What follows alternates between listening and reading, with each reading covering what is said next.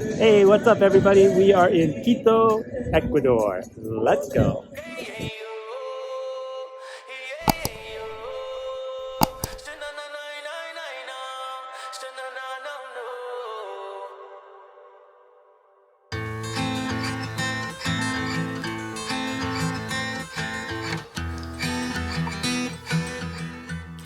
Landing in Quito is something special. Already at an elevation of 9,300 feet, it is the second highest city in the world, and boy, you feel that altitude when you land. While the region around Quito was Inca territory through the 15th century, the city itself dates from 1534, when Spanish settlers led by Sebastian de Belalcazar colonized the area. The city has been standing ever since. Quito's historic center is among the largest and best preserved in South America. In 1978, Quito was the first World Cultural Heritage Site declared by UNESCO. Its northern limits extend to within about 0.62 miles of the equator, making it the national capital at the lowest latitude. Wow. Quito's Old Town delivers cultural significance and so much charm. I loved it. Despite earthquakes and modernization, the Baroque buildings throughout Quito's Old Town remain largely intact.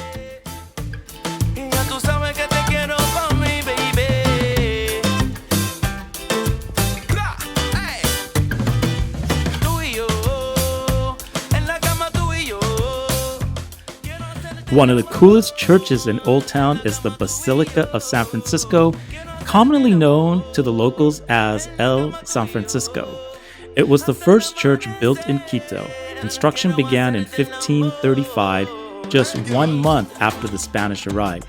It took more than 100 years to finish, and this massive stone and whitewash construction has witnessed nearly 500 years of history.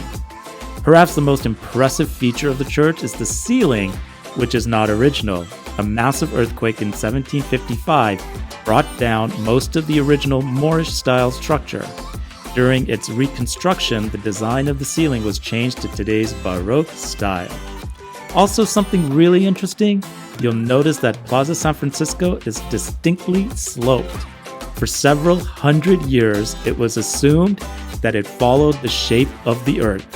However, a group of archaeologists have discovered that it was built over an Inca temple, which is the reason the actual church is much higher than the other structures in Quito. After exploring the old city, I drove to El Pancilo, or what is known as the Bread Roll, which is a small hill overlooking the city. Standing just over 656 feet, it offers a beautiful panorama of the city and surrounding mountains. Before the Spanish arrived in the 16th century, it was home to the Inca temple.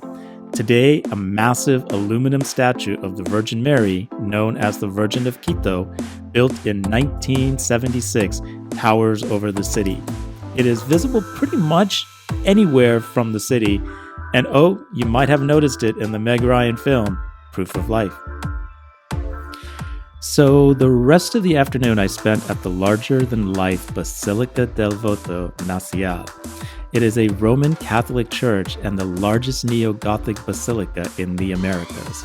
In 1883, Father Julio Matavel began drumming up support for the construction of a massive basilica in the heart of the city. The president threw his weight behind the project, and Congress designated 12,000 pesos for its creation. Still, it was a slow process. Pope Leo XIII approved the construction in 1887, and the French architect Emilio Tarliar was brought in to design the church. He was inspired by Notre Dame Cathedral and began his designs in 1890. Finally, on July 10, 1892, the first stone was placed. It took more than 30 years just to build the basilica. The first Mass and the first ringing of the bells took place in 1924. Pope John Paul II blessed the church in 1985, and it was finally inaugurated in 1988. With more than a century between its conception and inauguration, you expect it to be an impressive structure, and let me tell you, it does not disappoint. The church is 460 feet long, 115 feet wide, with its two frontal towers reaching a height of 377 feet. I climbed up the two towers and it was amazing. I highly recommend doing this to get a sense of the sheer size and scope of this architectural masterpiece. The gargoyles outside all represent animals endemic to Ecuador, including iguanas, turtles, armadillos, and condors. This was probably my favorite church and spot in Quito. So much fun. Then a beautiful sunset, and I was off the next day to explore more of the city.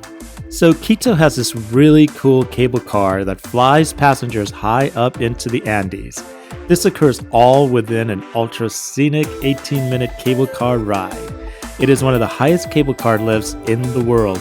It brings passengers up to an altitude of about 4,000 meters. That's about 2.5 miles up high. Wow. The 2.5 kilometer ride up has an incredible view. It's pretty incredible to be able to go from the middle of the city to then be transported to this peaceful mountaintop. Once we arrived to the top, we took a nice hike, soaked in the views, and got a nice overview of the area.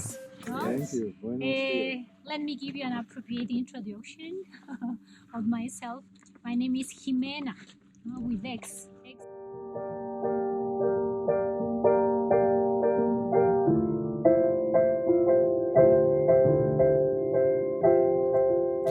After playing around for a while and acclimating to the high altitude, we headed back down to the city and headed to La Meta del Mundo.